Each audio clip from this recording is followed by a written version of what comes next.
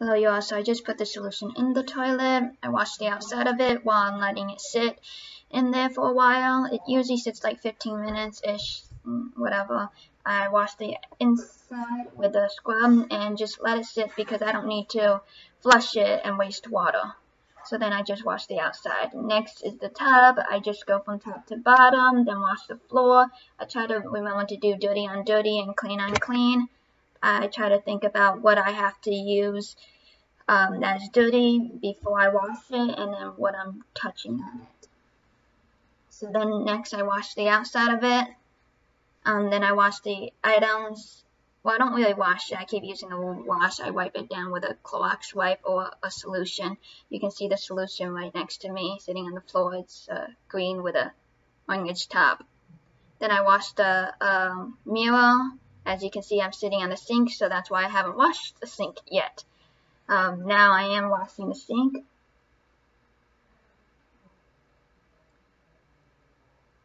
And I wash the area around the cupboards of the sink. As I'm taking the item out, I just wipe them down too. And then I will wipe the outside, the cupboard inside before I put them back in. If you want to know where I set them on a clean surface that has already been wiped down beforehand. And then I put the items back that was on the sink. Then I wash the floor. I go from inward to outward. And that's pretty much it. Thank you. So this is my dirty closet right before I clean it.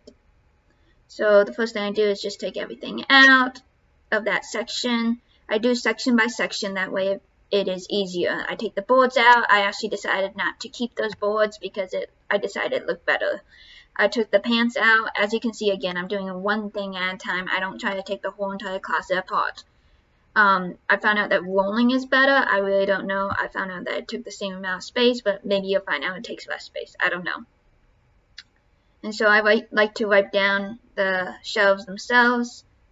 And then I decided to take the next section, the shelves on in my closet.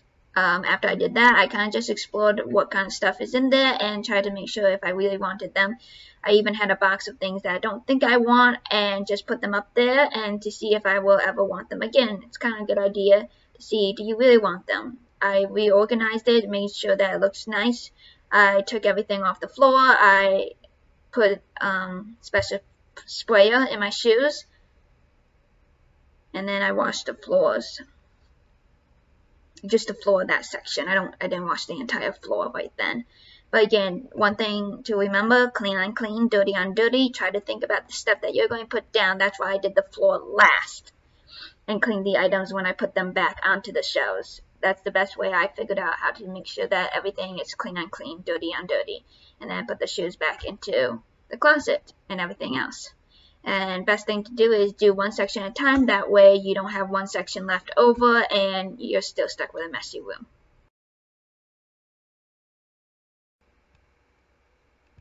So the last section that I had to do was the rest of the bedroom. So I took off all the weights and wiped the floor down. And then when I brought the stand back, I washed it.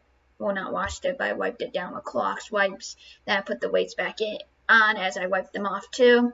Again, I'm doing small little sections that I know I can get finished. That way, if you don't get it finished, you're not, oh, I don't know what to do. I have an entire bedroom that's a mess, then I have to go to bed. So now I'm taking this section down by taking the piano out, and I even took another section. If you need to I would say split that up in two sections. But this time I thought I could do it. So I took off the books off, and then I moved the whole entire bookshelf away so I can clean the floor. Yes, I am watching a show while I'm doing this. I guess I try to kill two birds in one time. I guess it's my way of binge watching TV shows is while I'm cleaning. At least I feel like I'm semi-productive. So yeah, that's pretty much, I put them back, wipe them off, and now I'm reorganizing the top shelf, seeing how I would like it to all fit together. kind of just looking through, peruse some stuff, make sure that the stuff that I need and where I should put that kind of stuff. Just write down some of my instruments. I'm thinking about making a video of actual instruments. Not wiping them down, but certain instruments that I have and how to keep them intact. So here I'm washing the stand, washing the piano. I'm just using Clorox wipe, nothing too wet, I would say.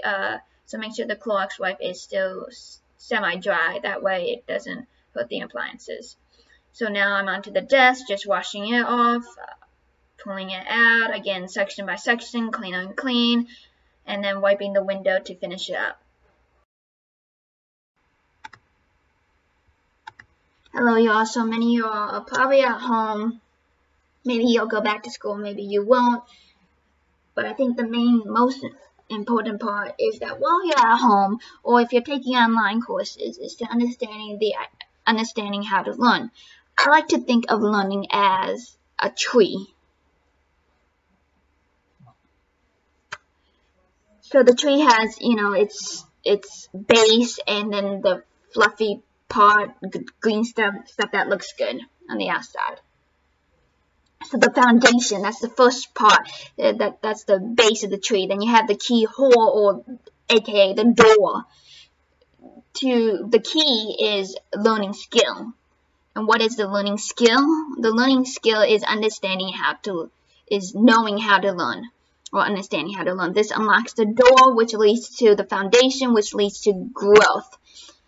Then from growth, we get to knowledge. That's the fluffy part, the part that everyone sees.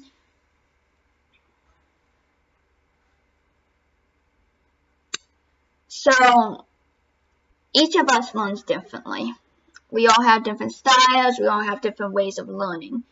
And one of the things that I love about learning on your own is that you can kind of go at your own pace. And even if you can't go on your own pace, you can spend more time on one subject than on another subject, kind of, depending on how controlling your online teacher is. I really love the freedom that I have personally for learning. That way you don't get so stuck on learning for a test now, which I will go over and talk about that later. So we all have different types of learning styles.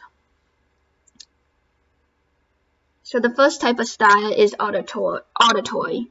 That is hearing. Pretty much you like hearing lectures, I guess. I'm not an auditory learner, but apparently my mother is, and she can pretty much learn anything by pretty much hearing it. I'm a visual learner, so I love to look at visual items, charts, diagrams, you name it. Anything that my eyes can see, I really enjoy that. And then kinesthetics, that means you have to do something. You have to put some kind of action into it. You can't just sit there. You can't just look at it. You gotta do it. So you probably enjoy, maybe not enjoy, but you learn a lot from doing experiments. Some other aspect of learning is teaching. If you can teach it, you know it. Another aspect of it is notes. Whether that's notes are probably really great for visual learners and even kinesthetics learners because of the writing process. So right here, I'm just showing you my biblical notes. As you can see, I'm showing you that I have a lot of things that are highlighted. They're popping out at you. It takes a lot of time, but with the kinesthetics part and the visual part, they collide so well together. This is my biology notes. Again, charts, diagrams, the whole cell cycle for dividing and all. That's what's on the screen. So let's get back to the main area. So even if you have the key/door, what is that? It's the materials. Now the materials would depend on your learning style. Some of these materials will be books for like reading, websites, anything that helps you learn.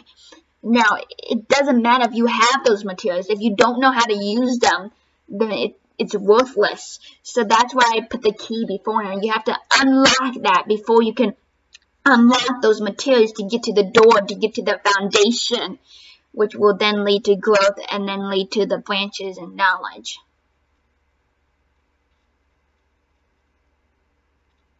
So when it comes to growth, some of the best ways to keep growing is having goals, stretching your brain, and of course then it leads to knowledge, because you retain it. So some great tips that I think are important is websites. So I'll have some great educational websites down below. My favorite is Khan Academy.